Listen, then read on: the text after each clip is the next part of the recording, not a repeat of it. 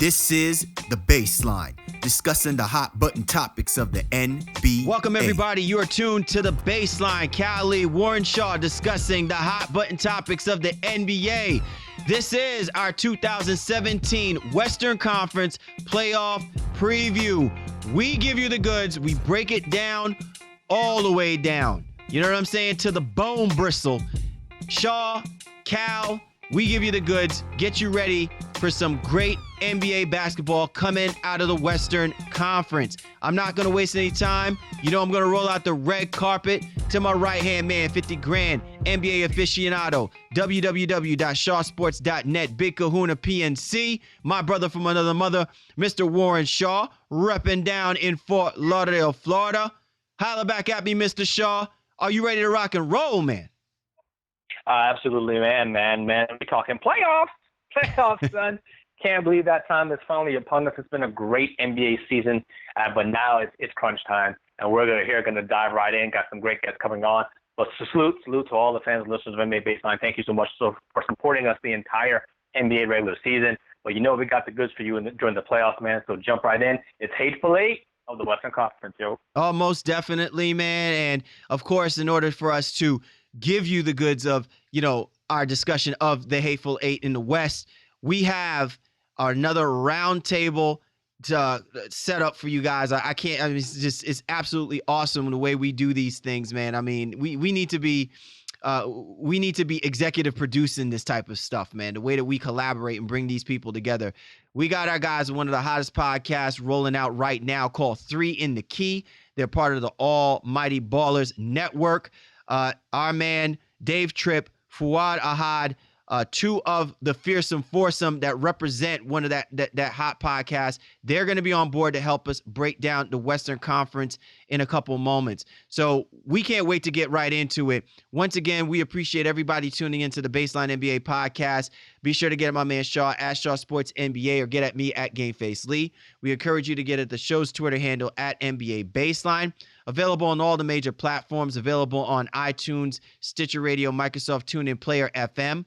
Also available on iHeartRadio, Google Music, and the Roku channel. So download any of these platforms and allow us to be your go-to resource as we give you the goods discussing NBA playoff basketball.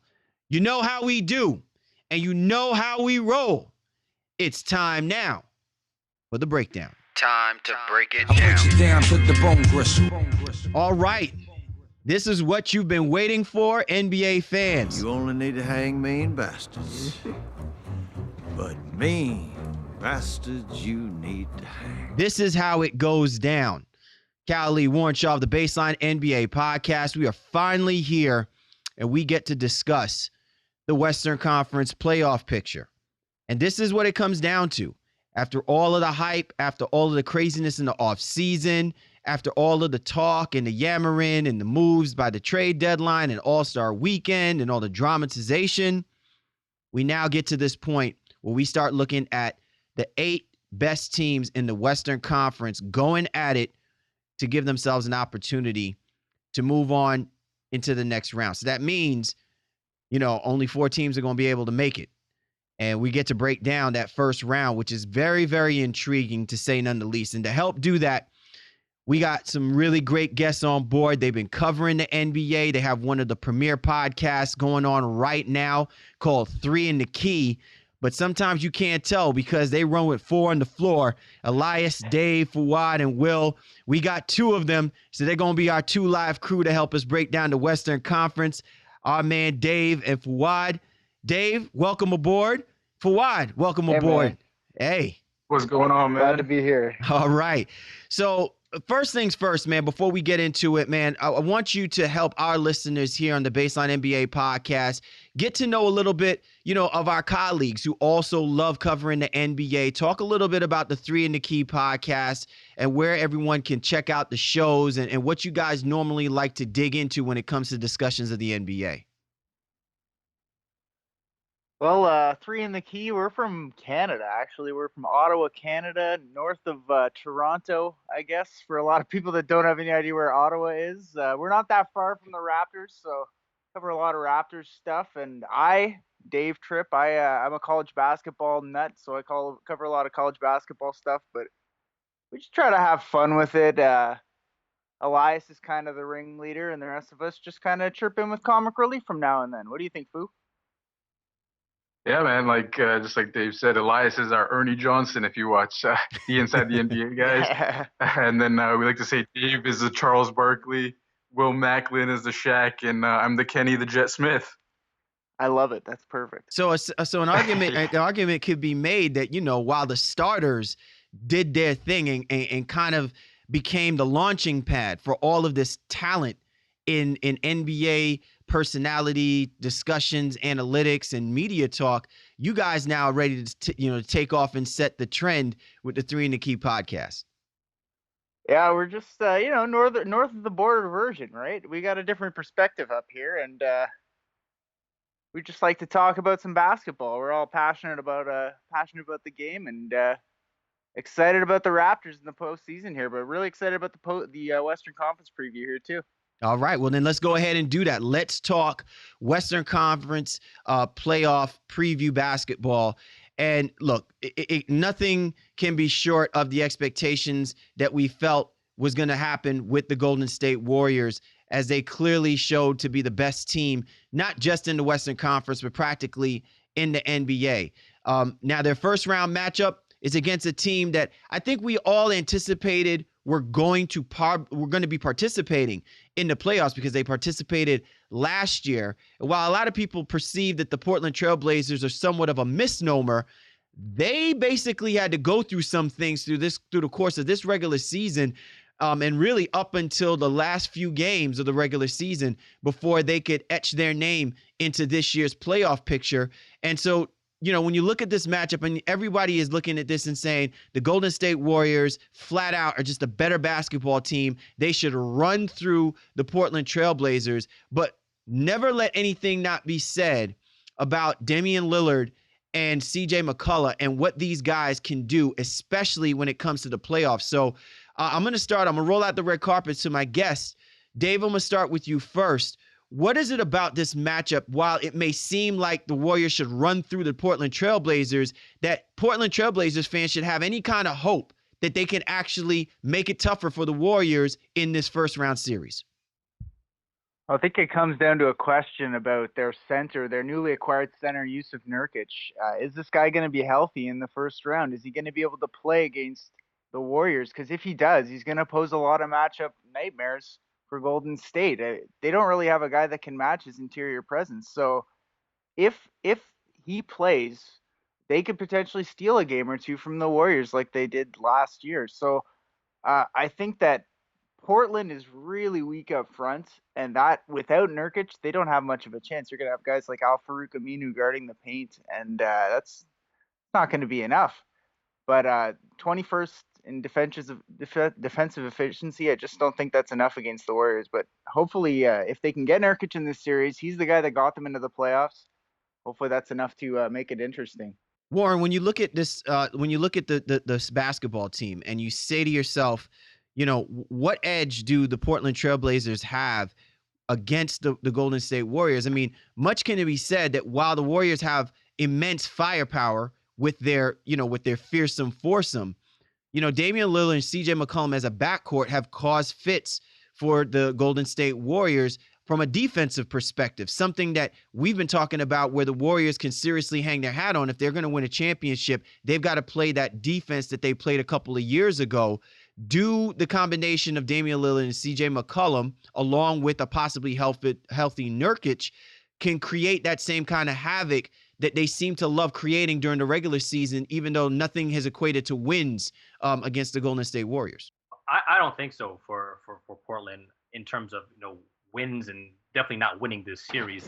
They can steal one or two, and as Dave alluded to, Nurkic is a huge key, because that is Golden State's Achilles heel, is being up front and not having a real post presence, and being able to defend the paint outside of Draymond Green. And he's going to have his hands busy trying to do some other things, especially when the Blazers run a lot of pick and roll. What can happen for Portland, though, is Dame and CJ McCollum, they both can get hot. and can, at least for a quarter or two, go shot for shot with some of the Warriors' best, because those guys are elite level scorers. And I think that's what they're going to try to do. They're going to really try to kill it with fire, as I've been keep saying all season, and firing up a bunch of threes, firing up a bunch of shots, and keeping Golden State on their toes. Fuad, you talk about this basketball team, the Portland Trailblazers. To me, it's going to have to be a steeplechase with these guys. They've got to figure out a way to basically outrun the Warriors, which might be a tall task. Where is it that you see the Portland Trailblazers finding advantages where they can hang with the Warriors and maybe even pull out a victory or two in this series? I mean, first off, if you ask Damian Lillard, he's going to tell you that the Blazers are taking this in 6. When he was asked who's winning this series, he said Blazers in 6. So when it comes to confidence, this team has confidence. They're going in against the Golden State Warriors, a team that won 73 games last season, favorite to win the championship this season, and he's saying we're winning in 6 games. That's some serious huge bravado, right? Exactly. That's huge. And you need that. And what else is he going to say? When you ask him, who's going to win, he's obviously going to pick his own guys. If he didn't even say 7 games, he said 6 games. So that's huge for him to say that. But when it comes to what do they have to have an advantage, they don't have anything. They're not going to win a single game against this Warriors team. The Warriors are just too good. Obviously, if Nurkic is in there, he'll give them, a bit of an upside on the front court. But even with him, I don't see the Blazers winning a single game against the Warriors. Fuad, let me follow up with you on something. When we talk about this Golden State Warriors team, then what are your expectations for the Warriors? Is it more about them making sure that they get through this first round unscathed with about as minimal damage control as far as health goes? Kevin Durant now coming off of that knee injury. Steph Curry, remember, he came into the playoffs last year suffering a significant knee injury, and he labored through that series against the Portland Trailblazers. And while the Portland Trailblazers had a little momentum upsetting the Los Angeles Clippers, be it that the Clippers were obviously hobbled themselves, much has been said that series somewhat took a lot out of Steph Curry because he was matched up against Damian Lillard and CJ McCollum for the most part before getting into that series of OKC. So what are your expectations about the Golden State Warriors as far as what they need to do in order to continue this momentum that they have at the end of the regular season and into this first round? Klay Thompson needs to sign another toaster. Yeah. Honestly, this is going to be perfect for Kevin Durant to get back into his role that he had, especially defensively.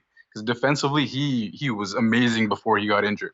So if he can get back into that rhythm, and Steve Kerr said, we don't need Kevin Durant to score. We need him to focus on everything else, because we got Steph shooting lights out. We got Klay Thompson shooting lights out. If he can focus on his defense and distributing the ball, this is the perfect first round for him to get back into that sort of rhythm. And then he can come in, drop 40 points a game if he wants. But yeah, no, that's I think this is what they need for a practice type thing to get into the second round and the conference finals to get ready for who I think is going to be the Cavs in the finals. Yeah, I agree with Fuad. Actually, I think that it's a perfect opportunity for the Warriors to test out KD in the first round in a series that, Trailblazers fans may not like it, but it doesn't really mean much in the grand scheme because the Warriors are going to roll past them in 4 games. Stretch KD out, get him ready for the series that actually means something.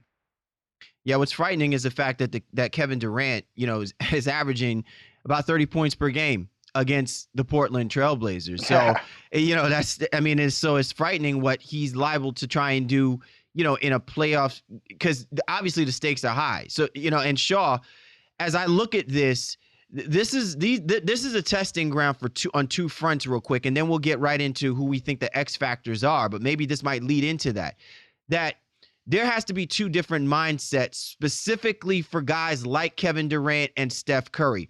One where Kevin Durant has to start validating the decision that he made in the offseason to come to the Golden State Warriors, because while we want to sugarcoat it, yes, he's in pursuit of a championship, but clearly he recognizes that this is the system that he wants to play in, and this is where he thrives. And then you're Steph Curry, where you've had 2 seasons where you have played MVP-like basketball, and then you have played like NBA rookie draft pick playoff-like type basketball.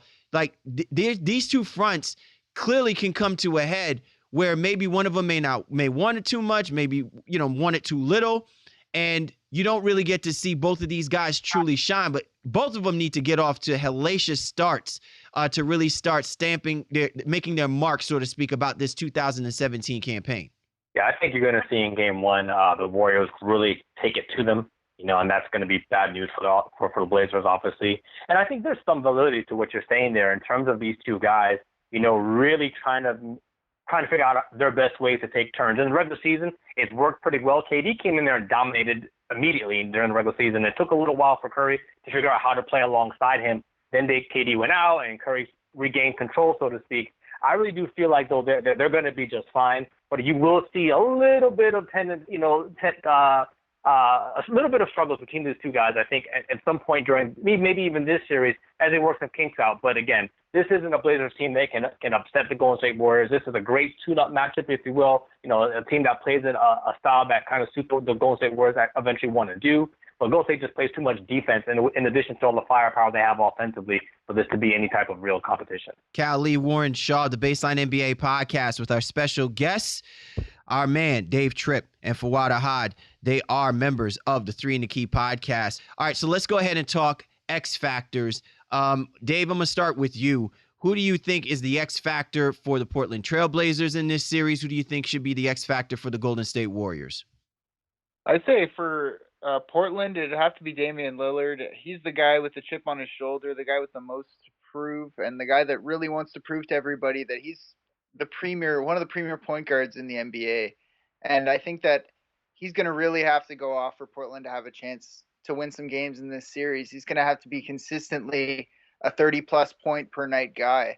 And I think that if he isn't able to do that, if the Warriors are able to shut him down defensively, then Portland wants to stand a chance in the series. And I really think it's a tall order, even if he does put up numbers like that.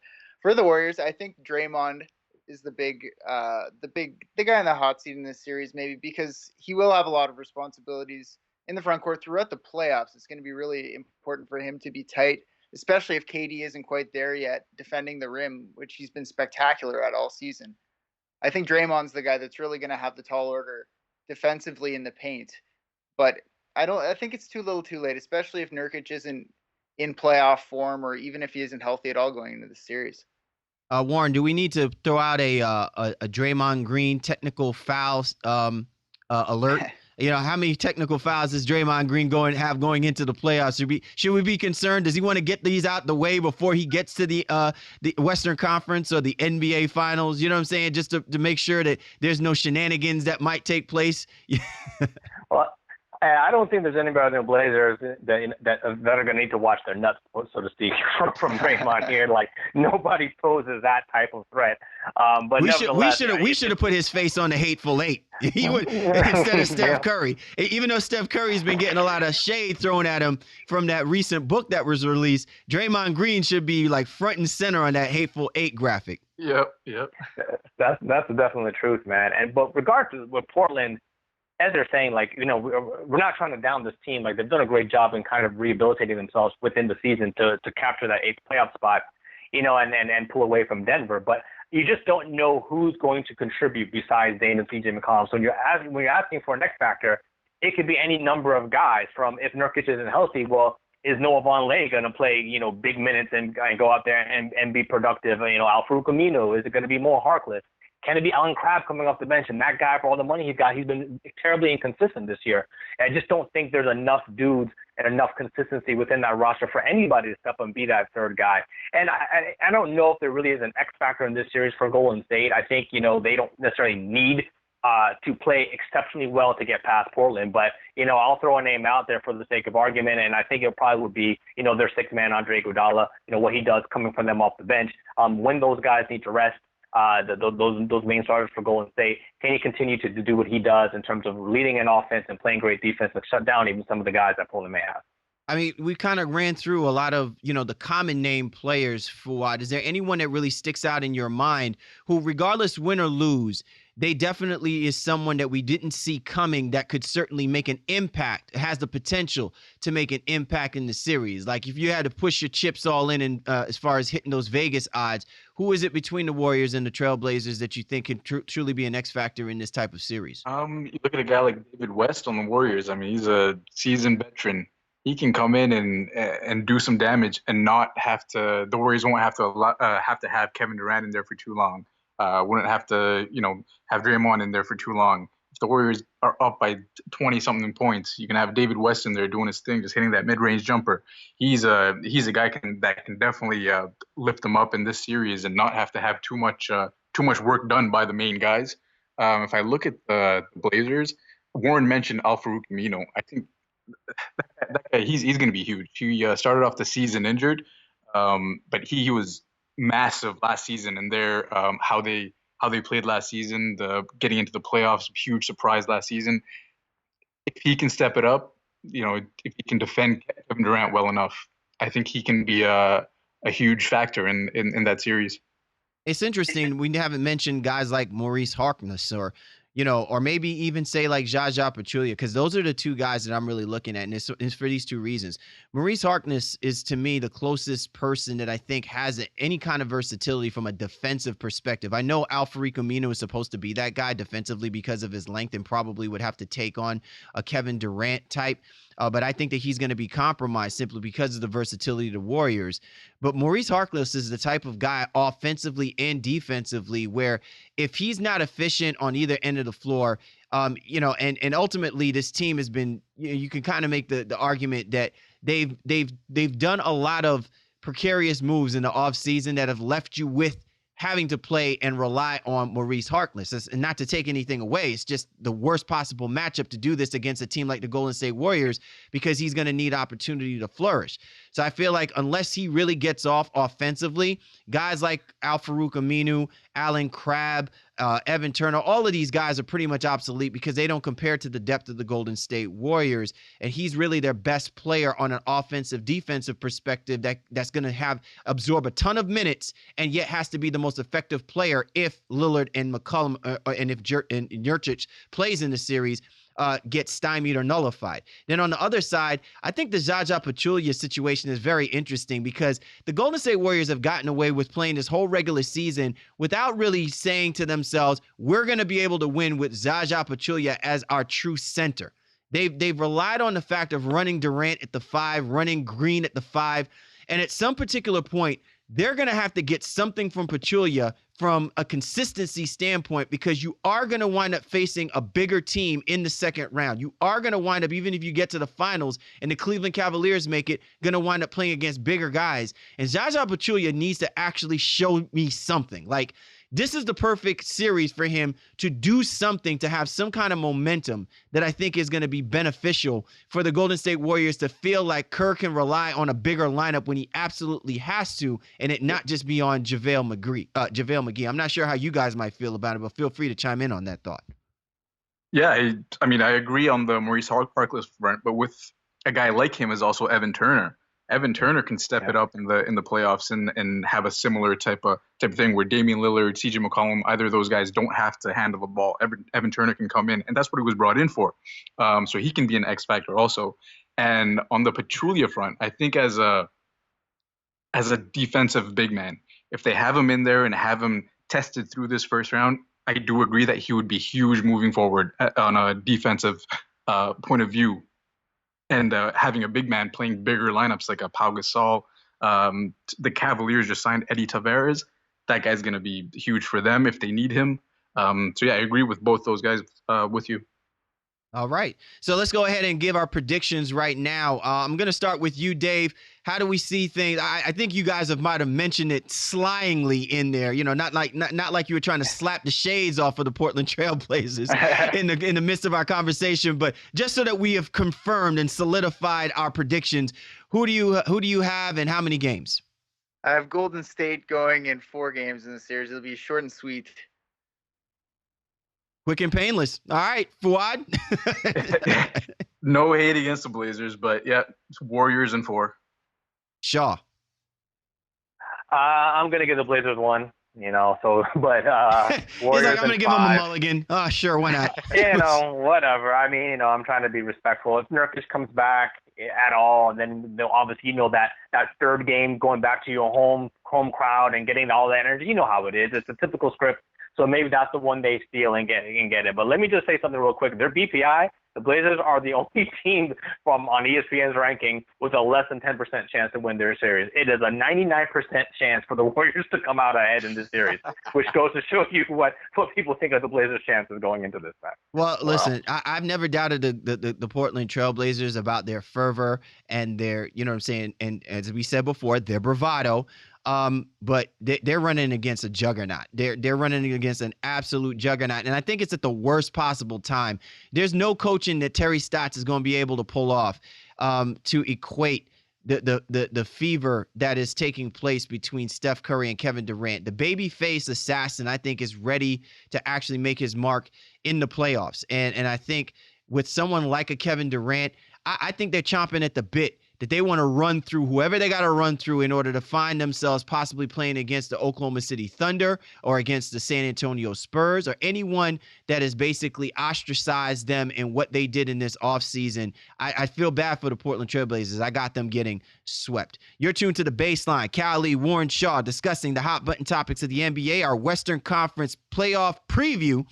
As we discussed, we just finished wrapping up our discussions with the Golden State Warriors matching up against the Portland Trailblazers in the first round. Our special guests, 3 in the Key podcast, our brothers Dave Tripp and Fuad Ahad. All right, let's go ahead and move our sentiments forward to the matchup with the number 2 team in the West, the San Antonio Spurs, and the number 7 seed, the Memphis Grizzlies. And listen, a lot of people have been trying to make the argument that while the Golden State Warriors have the record that reflects the best team in the NBA, the San Antonio Spurs have proven that they can beat the Warriors, they can beat the Cavaliers, they can beat anyone that wants to act like they got an above 500 record. The problem is, can they do it for 7 games? And then your first round matchup, arguably, and Shaw and I had talked about this earlier before, that the Memphis Grizzlies seem to be that team that just brings out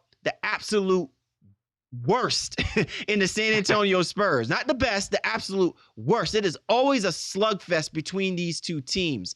So I'm going to start with you, Dave. When you look at this matchup, what are the good things? What are the bad things that you can anticipate happening when the Spurs take it on against the Memphis Grizzlies? Well, for the Spurs, I still like the Spurs in this series. Obviously, Kawhi Leonard, they've got the battle of the Gasols. There's plenty to be excited about with this series. 2 incredible defenses going to head-to-head. I really like the Spurs in this series. Kawhi Leonard is a monster. He's just the kind of guy that can take a series like this over by himself. He's the superstar of this series. I think he's going to drive everything. But I really like this matchup of Pau Gasol and his brother Mark. I think it's going to be exciting. I think Marc Gasol has the edge. Mike Conley will be a really important guy in this series. He's going to really be pushing the offense for the Grizzlies. I think it's going to be the best series of the opening round and the one most people are going to want to tune into. Wow, big proclamation. Shaw, I'd like to get your thoughts about that. Will that be the most sought-after matchup in the first round when it comes to the Spurs and the Grizzlies? No, I think it was one that I was intrigued about. But, I mean, with news just before we get on air that Tony Allen is going to miss potentially the next month and not be in this series, that significantly decreases the Memphis Grizzlies' chances going forward. And I just don't know. They just don't have enough healthy bodies. And although they seem to be a thorn in the proverbial Spurs side, I just don't know that they're going to have enough because offensively, we know they already struggle. And they've been trying to plug a hole at that small forward position ever since Chandler Parsons went down, and he was a hole when he was there to begin with. So, they don't have enough firepower for me to make this series intriguing. But I agree there, but I really want to see the Gasol versus Gasol matchup to see what that looks like. But I don't know now, especially with TA being out, how long the series can actually go. Well, Wad, what are we talking about here when we talk when we say Kawhi Leonard, he's had an MVP-like season, even though it's been overshadowed by the historical numbers that were put up by Russell Westbrook and James Harden. Is this a great opportunity for him to kind of shine a little bit on being, that guy moving forward for the San Antonio Spurs, especially in a matchup where it always seems like the Memphis Grizzlies push the San Antonio Spurs more harder than most other teams do whenever they're matched up in the playoffs? Oh, no question. And like Warren mentioned, Tony Allen, he was going to be my X factor, one of the biggest X factors coming into the postseason. With him being out, who on the Grizzlies is going to stop Kawhi Leonard? I don't see anyone on their roster being able to do much to even slow him down a bit. So this is exactly what Kawhi needs to prove that, hey, I should be the MVP this season. He should come out, do everything he's been doing all season long. From the moment he came into the league, every single season he has improved, and he's improved. Just his improvements have skyrocketed every season. He went from 7.9 points per game in his rookie season to 25.7 this season. That's not many players are gonna do that for you. So yeah, like you said, this is for him to come out and shine and show that he's one of the top 3, top 5 best players in the NBA. All right, so you brought up Tony Allen as being an X factor. Dave, who do you have, or who are you liking as to be an X factor, for either side when it comes to this particular matchup? Well, I guess for the Grizzlies, knowing that Allen is out of the series is definitely a big issue, particularly like Fuad said, matching up with Kawhi Leonard. That is going to be a really bad one. But they do have more depth. I think a guy like James Ennis he's a pretty interesting player in that he can play different positions and guard different positions.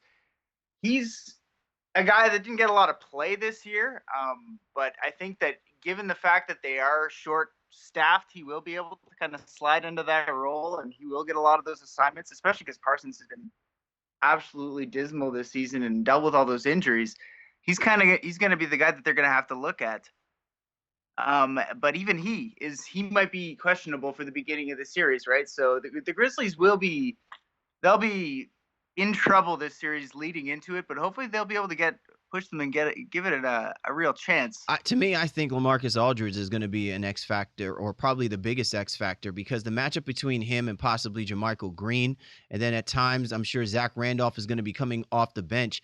When LaMarcus Aldridge is in the playoffs, he's had some phenomenal games, and then he's had those quote-unquote Blake Griffin-like type games where he just disappears. And, to your point, if Tony Allen is not available to match up against Kawhi Leonard and shut him down, well, who are the Memphis Grizzlies going to throw at LaMarcus Aldridge? So I think it's on LaMarcus Aldridge. If LaMarcus Aldridge comes out, averages 18-plus points per game, which is what he's done in the regular season against the Memphis Grizzlies, my expectation is that the San Antonio Spurs should cruise into the next round. But if he has these situations where he just disappears and doesn't relieve the lack of front court scoring that they really are going to need to kind of compete up against a Memphis Grizzlies team, which is still one of the best teams defensively, then I think it's going to get pushed a lot harder, and it's going to force Popovich to have to continue to do his coaching savvy again, to get them further than where their talent should actually equate them to. Shaw, I'm curious from your perspective, who should stand out in being the X factor for you in this series? Well, yeah, I think Dave hit it on the head for me. I think James Ennis has to be that dude for the Memphis Grizzlies. If they're going to even make this remotely competitive without Tony Allen now until obviously Colin Gasol, those guys kind of have to do what they do, Debo as well. But I don't think you can be relying on 40-year-old Vince Carter, to go out here and trying to save a game for you, what the case may be. Ennis has to be healthy, and he has to be able to be a guy that can play on both sides of the basketball. And we all know he's got more than sneaky level athleticism. And I think if he plays to a certain level, he can keep Memphis in these games too. Obviously, playing off some of their bigger name guys per se. And then for San Antonio, I really want to see, because you made a great point. LaMarcus Aldridge has a tendency to go in kind of hermit mode, where he can come out and he shoots like 60% from the floor for 5 straight games, and then all of a sudden he doesn't want to shoot anymore. And I think that's something to watch. But again, as I think we all alluded to, I think this is a tune-up series for the Spurs, and they want to see what Gasol has now. They've been playing him, spot minutes throughout the year. They've been doing that with pretty much all their players. But I think this is a series now where you want to see Gasol start to ramp up and see what he's going to be able to do throughout the playoffs. So for me, he's my X factor for the San Antonio Spurs. All right, so let's go ahead and get right into our predictions. I'm going to start with you, Fuad. Who do you have set up, to win this series? How many games? I'm going to give the Grizzlies 1, so Spurs in 5. Oh, you're being generous this time. Nice. All right, Shaw, how about yourself? I like those guys. Well, yeah, I'm in the same mode as Fuad here. There, I think this is a gentleman's sweep. 5 games. It would have maybe gone 6 if TA was there, and then who knows what happens after that. But without TA there, there's no way the Memphis Grizzlies can make this more competitive than 5 games. There's nothing gentlemanly about your guys' predictions right about now. Gentleman's sweep. Gentleman's sweep. Oh my goodness! This is like bodies disappearing in the river, man. Dave, how about yourself, brother? I'm sticking with the crowd here. I'm going Spurs in 5 as well. I think that maybe that Conley Gasol connection might be able to squeak out a victory against the Spurs, but they're destined for a deep run this year. Well, I'm not going to doubt that deep run. I just like the fact that the Memphis Grizzlies seem to just be a thorn in the side when it comes to the San Antonio Spurs. They should be the more talented team. And really, realistically, when you look at this roster, this would be a team that should get swept more than the Portland Trailblazers should get swept by the Golden State Warriors. But I actually think that the Memphis Grizzlies is going to mess around and force this to 6 games, just simply because this is the type of matchup that I don't think the San Antonio Spurs want going into the playoffs. Like, this, to me, is not a tune-up like the Warriors would be to the Blazers. So I actually think that this could actually go to 6 games. I think that the Grizzlies can actually take 2 from the San Antonio Spurs, but I don't want it to get it twisted. I'm not saying that the San Antonio Spurs are just going to suddenly collapse and let things fall. I just think that the Grizzlies seem to play them a lot tougher, and at times will force the Spurs to kind of lose their concentration. And I think also, too, man, Tony Parker, man, still to me is a big question mark. He's disappeared when it comes to playing in the playoffs probably since they won the NBA championship. And if Mike Conley exposes that could come into play. Like, I don't know what it is, but if Mike Conley comes the ball, this, could just be one of those situations where they steal 1 or 2 games. So I actually have it going 6, but the Spurs, I think, for the most part, will dominate and just move forward. All right. Let's go ahead and move our stuff forward now to the matchup I'm looking forward to. The battle of the MVPs, right? Houston Rockets and the Oklahoma City Thunder. I understand that, Dave, that you were kind of playing us along. You were stringing us along on the Spurs and the Grizzlies being the matchup that we all really looking forward to.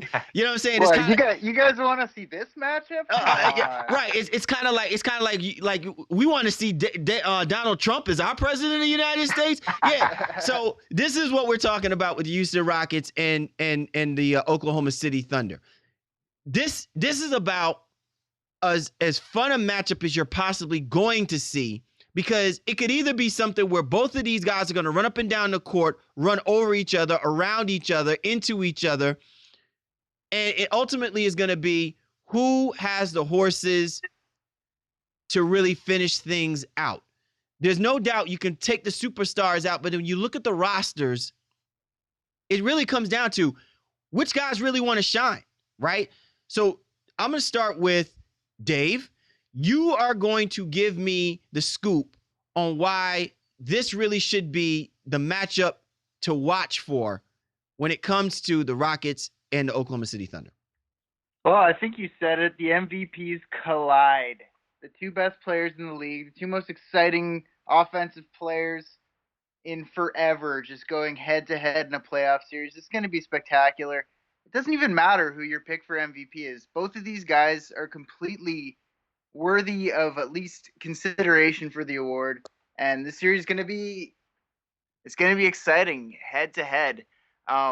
Rockets have so much firepower on offense, and the Grizzlies have Russell Westbrook. I mean, the guy makes everybody around him a better player. And who wants it more, I guess? Can Russell want his way to the second round past the offensive machine of Mike D'Antoni? Well, I think the question is going to be, will Russell want it too much?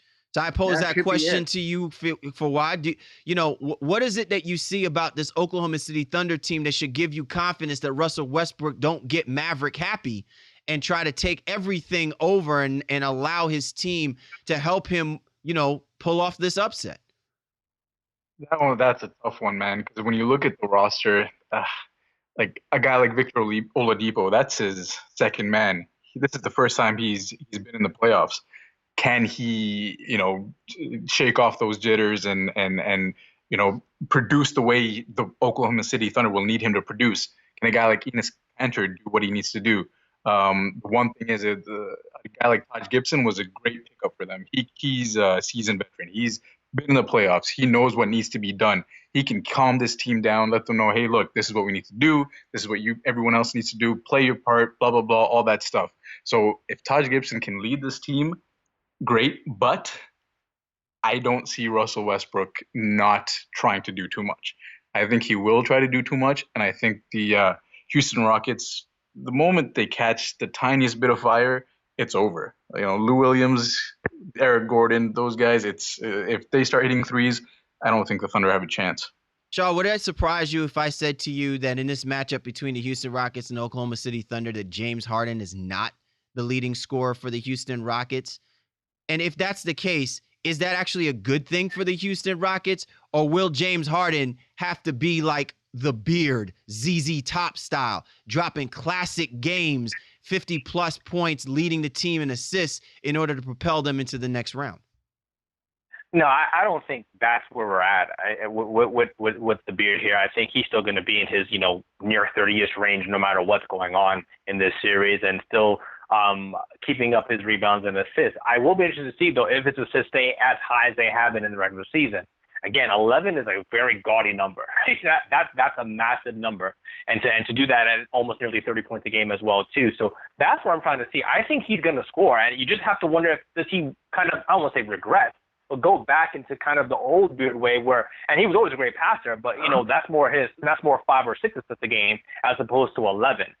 He's got the requisite guys he needs around him to continue to do what he's been doing, but you do wonder, do either one of them try to squeeze the orange a little bit too much as a result of trying to get past in this series? But Houston is just a far superior team to me because of how well they are orchestrated offensively, having guys like Lou Williams, having guys like Aaron Gordon just coming off the bench, mind you, and how well he and Harden have developed their chemistry as well too. So yeah, I can't see Harden taking a step back offensively at all, but maybe his assists take a few notches down. I'm curious, Fuad, when we talk about this Oklahoma City Thunder team, they made this, this trade deadline move in getting Taj Gibson. And you look at this team on roster, right? Taj Gibson, Steven Adams, Enes Kanter. You can't tell me that shouldn't be an advantage from a front court perspective over the Houston Rockets. So, even though they got Nene, they got Ryan Anderson, and then they got Clint Capella, and they also have Trevor Ariza, and this team thrives on shooting the three. Shouldn't this Oklahoma City Thunder team punish the Houston Rockets, similar to what this Oklahoma City Thunder team tried doing with the Golden State Warriors, punishing them down in the middle that gave them with the time when they had Durant and Westbrook, they had that 3-1 lead? Like, wouldn't the expectation be that this front court should punish the Houston Rockets for not being big enough to handle that trifecta? No question. That's what they should do. But it's that Mike D'Antoni system, that run and gun system. Those big guys on the Thunder can't match up with a Trevor Ariza. They can't match up with a Ryan Anderson and stop them from hitting those threes. If they can't defend that three, how long can Billy Donovan keep those big men in there and not have smaller guys in there so they can stop them from hitting those threes? That's the big thing. If they can't stop them from hitting the threes, I don't think he can have those guys in there to try and beat them up inside on the offensive end. All right, so Dave, who do you have as the X factor that has an opportunity other than James Harden and Russell Westbrook to really shed light on how talented either one of these teams can possibly be in this first round matchup? I think the general X factor in this series, for my prediction, is going to be the bench for the Rockets.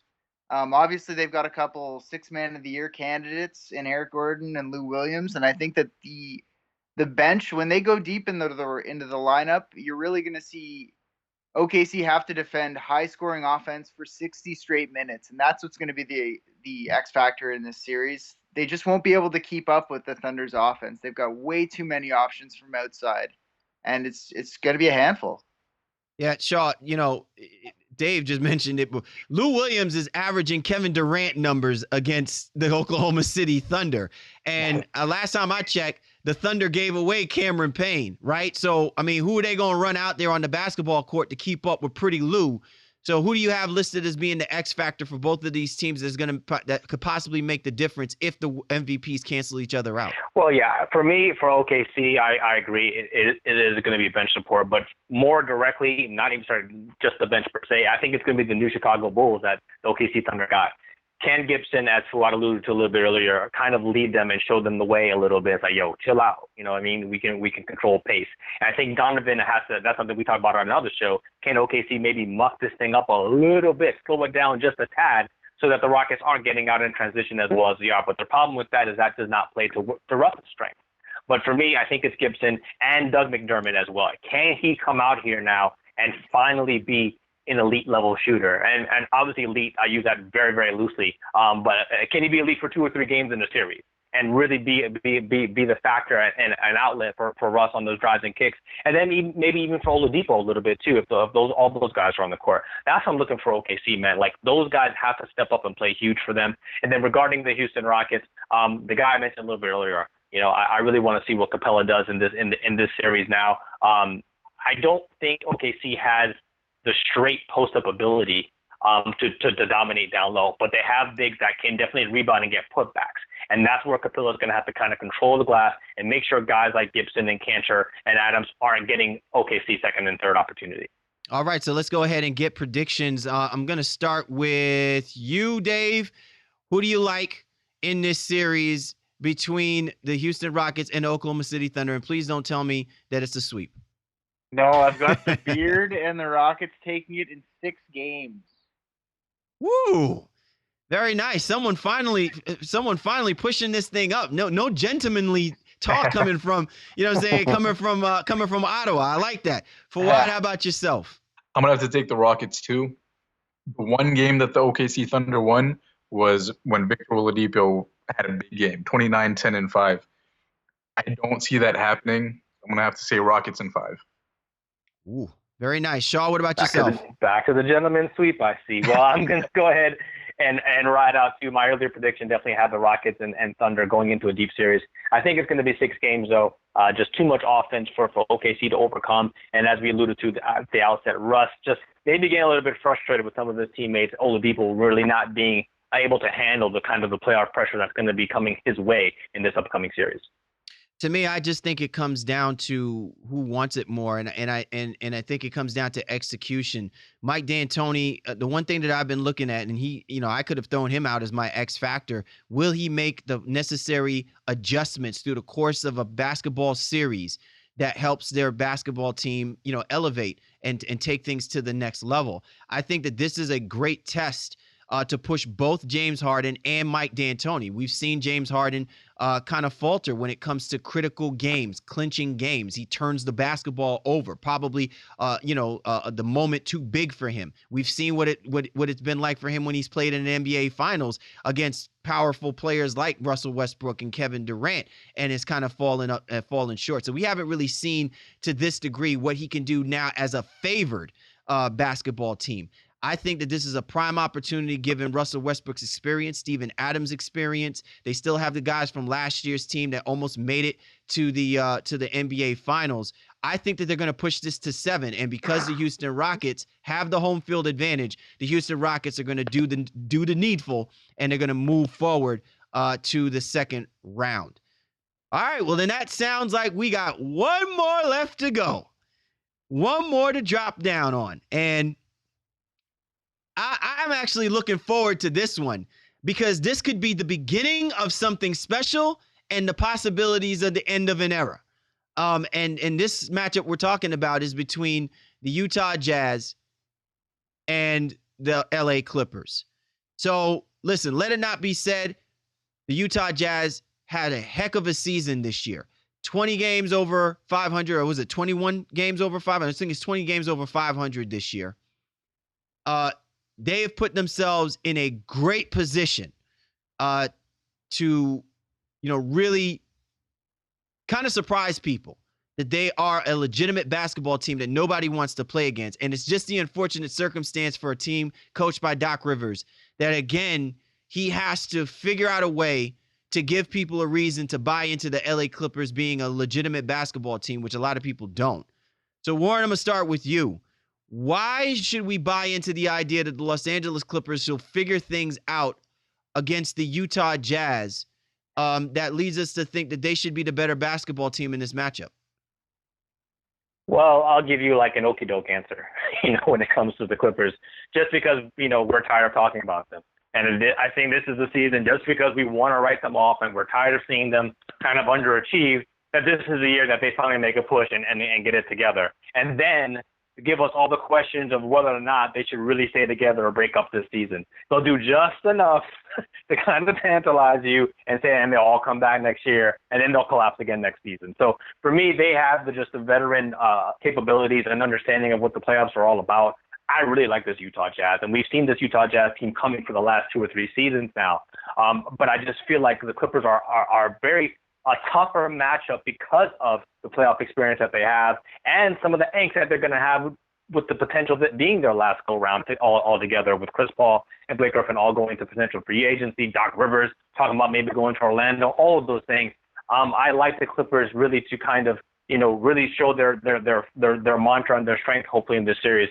But it's going to be a tough series no matter what happens. Dave, can it be simple for the Los Angeles Clippers? I mean, my goodness, can we ask for them to at least one time run through a team and put themselves in a position to possibly go to a Western Conference Finals? Or have we actually seen the writing on the wall? And the problem is that they just haven't seen the writing on the wall, and they keep running this same. It's like kind of like The Edge of Tomorrow with Tom Cruise. Like, compete, get to the playoffs, die, repeat, like that just seems to be what the issue is. So when do they figure this thing out and actually show us something? That's pretty good. That's a pretty good movie too. I like that metaphor, because that's kind of what it feels like. You know what I mean? You got the same actors back for the same script every single year, same disappointing finish. Why do people keep buying tickets? You know what's going to happen. So I think with the Clippers, I think that they look pretty good in this series. You got it, like Warren said, a veteran team loaded with experience going up against this team of young bucks just making it to their first playoffs, happy to be there. I think the Clippers do have the edge. But like that being said, Utah's got this great, talented young team built around a guy like Rudy Gobert, who's really broke out this year. Gordon Hayward, who's got a lot to prove going into free agency, maybe. George Hill's got a big contract coming up this season. Rodney Hood's come a long way. This series could really go either way. And I think that the difference would really be the Clippers' athleticism and the speed, really. They run a faster pace, and I think that could be the big difference. I think Chris Paul has got something to say about his time with LA, and he wants to end on a good note. These guys really want to prove something, but like you said, is it too late? Why do you think that the key should be that the Clippers need to pick up the pace, or should they actually settle on something that they tried doing at the beginning of the season, which is play actual defense, which you're capable of doing against a Utah Jazz team that does not shoot the basketball particularly well? However, their defense more than makes up for the idea that if they shoot 43%, it's more than likely that you're going to probably wind up shooting 41% when it's all said and done. Exactly. Like you said, at the beginning of the season, the Clippers were doing extremely well. The health portion of the game hit them again, and they got unhealthy, lost Blake Griffin, lost Chris Paul, and obviously they slid down a little bit. But I do agree that if they go back to playing defense, if Doc Rivers goes back to his Boston days and tells DeAndre Jordan, this is what you have to do, because that's going to be a huge matchup. DeAndre Jordan and Rudy Gobert, that's going to be huge. If they go back to playing defense like they did at the beginning of the season, the Utah Jazz aren't experienced enough to be able to learn and figure out what to do offensively to beat them. I think the Clippers, if they do play defense, they can do well. Shaw, so who do you have listed as your X factor players, for both the Los Angeles Clippers and the Utah Jazz? Because clearly, we can look at the same players. We can look at the same characters. Chris Paul's got to step up and hit big shots. Blake Griffin has got to be the man amongst boys and all this other kind of stuff we've been talking about. But I think that the dynamic of this matchup might not lead us into looking at those same old characters to step up and do what's necessary for either the Clippers or for the Utah Jazz to move forward to the next round. Well, I'm going to touch on the Clippers really fast. I think it's going to be Jamal Crawford. He's had a down season, and he's no longer that super threat, super sub off the bench. And he's had a down year where everyone was talking about naming the Sixth Man of the Year award after him last year.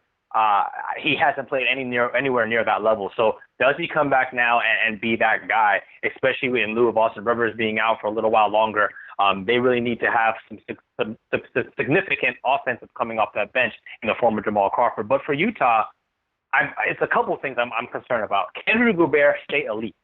He has been, an analytics darling this year. We've talked about it on previous shows as well, too. What he's done defensively to bolster that Utah defense without Derek Favors being there for the majority of the year is immense. Does that continue to carry over for the Utah Jazz in the playoffs? But really, what I'm looking forward to see is the veteran guys that they got in George Hill and Joe Johnson. Those are the guys that can really help this team in the playoff crunch when the games get tight. And in the case of Johnson, he can hit some big shots. So I think those two guys are going to be on the floor in the duration of the series, especially late in the fourth quarter when the games are tight. Can they help the Utah Jazz steal a game or two to eventually maybe upset the Clippers in this series? Dave, do you think that this is a prime opportunity for the Utah Jazz to give people a reason to look at their players not just as a team collectively, but with some really individual stars that can separate themselves with what they bring to the court, which is part of the reason why this team exceeded a lot of expectations and ultimately took the Northwest Division this season? Absolutely. I think this is a great opportunity for them to prove to their fans, but not only that, but also to convince their potential free agents that this is a franchise that they want to stay with, a franchise with a future. If you knock off the Clippers in this first round, you're sending a statement not only to those guys but the whole league that we're for real. We make the playoffs, we beat big teams, and we're coming for you next year. And if they're able to do that, it's a tall order, but I think that it would really send a message throughout the league. Yeah. Real quick, I think that's a great point, only because Gordon Hayward's also a free agent, right? So you want to prove something to him to make sure that, okay, he's not looking at Boston and Miami in this offseason. He'll know for sure he has a home in Utah, especially if they can upset the Clippers in the first round. That's a great point. All right, Fuad. So we're gonna let you lead this one off, man. How do you see this series playing out between the Los Angeles Clippers and the Utah Jazz? This one is absolutely the toughest one for me. Because as you had mentioned at the beginning of this, you have the Utah Jazz, a team that's coming up, and the LA Clippers, a team that's at the very end of it, and people are talking about them breaking up if they don't do enough this postseason. In my opinion, I think the Clippers have enough of that veteran leadership and that experience to get past this Jazz team. And I'm going to say Clippers in 6. All right, Shaw, how about yourself? Clippers in 7. I think this is one of the few 7-game series, if maybe the only one that we see in the first round this year. I just don't want to disrespect Utah. I love that team, that roster. Quinn Snyder, Dennis Lindsey, how they put that roster together. And again, I think the veterans are really going to be able to step up and give the Clippers all they can handle. But I do feel like it's going to be LA in 7. All right. I like to make sure that I am gentlemanly in my efforts. Because, I don't want to give the perception of being swept myself. So, Dave, please indulge our audiences on who do you think should be winning this series in the first round? Same as the other guys. I think that the Clippers do have the edge in the series because of their veteran leadership and with all these guys that have something to prove before they, ditch the franchise and start somewhere anew. So I picked the Clippers in 6 games. How about that, man? I think you and I agree on that as well. I think that the Los Angeles Clippers are a better basketball team this year. But I think if we push this forward, if we had pushed this 1 year forward and we had the same matchup, I don't have any doubts that I would think that the Utah Jazz would be a better team than the Los Angeles Clippers. And while I think that this is a great platform for the Los Angeles Clippers to get their act together, I think that it's going to expose more fallacies about the Los Angeles Clippers and their hopes to even get to a Western Conference Finals, let alone than it being about the success that they were able to get past the first round. Not because you're saying that it's the lowly Utah Jazz, but just simply because the Utah Jazz seem to have better pieces with more upside and have more that you can actually sink your teeth into about what they could potentially do than what I think we've already seen and have sought and have already dealt with when it comes to the Los Angeles Clippers. And to me, it's almost like a setup for the second round for them to get booted, whoever they play next. Because to me, the Clippers, I think they're just that type of basketball team. They just, they wear on that same song all night long. And it's like one of those TV shows. It's just like another season of this, man. I'm ready to cancel you. So I say the Clippers do win, but it won't be without us admiring and respecting the Utah Jazz for pushing the Clippers and exposing a lot more than what I think people perceive this team to be. Wow, man, this has been one heck of a conversation, discussion, and a breakdown previewing the Western Conference playoffs first round. Our boys, Dave Tripp, Fuad Ahad, they roll deep. Their show is called 3 in the Key. They run with the Almighty Ballers Network. Be sure to check out the show at Basket Pod. Fuad, any parting thoughts, my brother? How are you feeling about this first round? Man, I'm just excited to watch some playoff basketball. I'm happy my Bulls are in there. I know my man Shaw feels some kind of way about them Chicago Bulls right about now. So. Oh yeah. What's up, Warren? Well, this is not a good basketball team.